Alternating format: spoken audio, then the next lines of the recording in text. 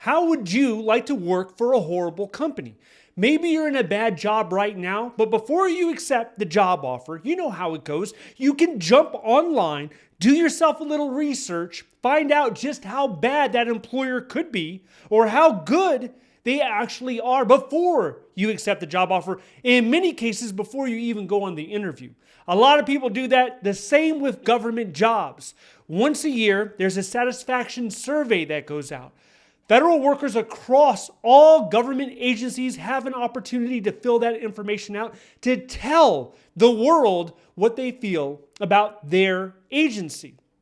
Now, this data is used two different types of ways. The first way is the agency can use it to make improvements. It's a novel concept, I understand. But they can say, oh, the employees don't like this about our agency. Let's make an adjustment there. Or they could just sit on the data. The second thing is people that were trying to get into federal agencies, trying to get hired in, they could use it as well. It has many categories. It talked about the pay. Is the pay good? Is the pay bad? Work-life balance. Leadership. Is leadership competent? What do we think about leadership? It also talked about recognition. So it had a 100-point scale, and it would rate agencies based on these subcategories, and then they would have a total score for it. So you had the best agencies, the worst agencies, from large, medium, small, and sub-agencies.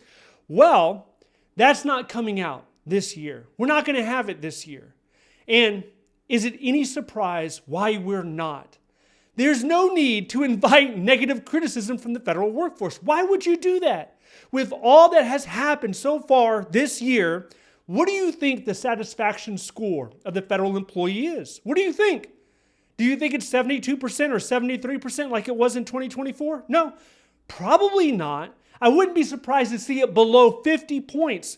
You let me know.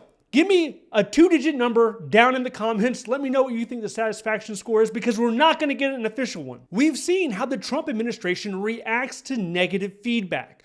Look at the jobs report that just came out last month.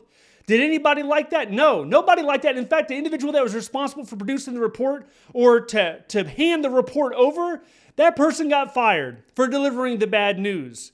What do you think is going to happen with the satisfaction survey? Now, the satisfaction survey should be coming back in 2026 with new criteria. So they're not going to ask you, how do you like your pay? That's not going to be a question. What do you think about work-life balance? Do you think anybody cares about work-life balance at this particular point? Probably not. So the new questions may be, what's your favorite executive order? Tell us that.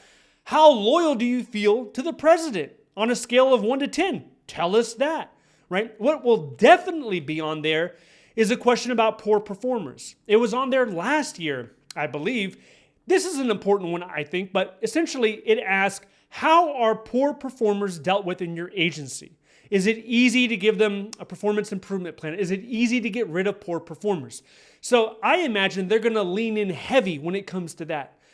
Now, traditionally, over the last 15 years plus, you could find these scores for agencies on bestplacetowork.org.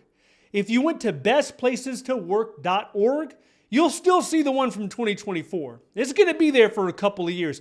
In fact, it might not even change until the end of this administration. But if this survey does make its way back, you can rest assured that any and all DEI is going to be removed, because that has been a new category that was added within the last few years. Now, what's interesting to think about is, will they get rid of the male-female demographic? Because if you go on the website, bestplacetowork.org, and you scroll down on an agency, it tells you this agency is made up of 65% male, 35% female. And then if you go right below that, it breaks it up based on race. So it'll say this is how many white, black, Hispanic, Asian. It gives you the percent. So it's interesting if they're going to keep that. They probably won't. You know, knowing what this administration values, they probably won't keep that at all. That stuff will probably be pushed to the side. So I have been interacting with this list quite frequently over the last several years, because I pull that information to make certain videos, like top 5 best agencies to work in, top 5 worst agencies. And when it comes to the data that the agencies are receiving, it doesn't seem like they're making many changes internally, because the Social Security Administration, that's been dead last for years. When it comes to large federal agencies, they're ranked dead last. And it comes to the workload, it comes, leadership issues. And it's surprising because as much difficulties that they have internally, they're reducing their workforce, exasperating these issues, making them even worse. And then if you want to know the absolute lowest agency, it's a sub-agency of the Department of Justice, that's the Federal Bureau of Prisons. That's even lower. If you look at it like the numeric score, it's even lower than SSA. It's just in a different category. So some of these agencies, I get that there's only so much you can do. If you're working at a prison, you can't, your work environment is kind of constrained to, the nature of the job. So the Bureau of Prisons will probably always be worse than NASA or the National Science Foundation or the Department of Agriculture. It's just not going to be able to compete with that. But speaking of the Federal Bureau of Prisons, that's one of the main agencies that's spearheading the way in terms of hiring events this year. They're doing virtual hiring events. They're doing in-person hiring events where they're just giving job offers on the spot. The worst one to work for, ironically, it's the one that's hiring the most, it seems, if you pay attention to the hiring events that we've been seeing lately. Now, so what does all of this do? Like, what are the second and third order of effects when it comes to not doing a survey? It sounds silly because it seems like something simple, a survey. But when you're not doing that, you're taking away the voice of the federal worker, of the federal employees. Now, not every federal employee fills out the survey every year, but a good chunk of them actually do. And it kind of removes their voice, and it is not being transparent. So you want to build trust. You want individuals to have loyalty towards you. Part of being loyal is having that trust established.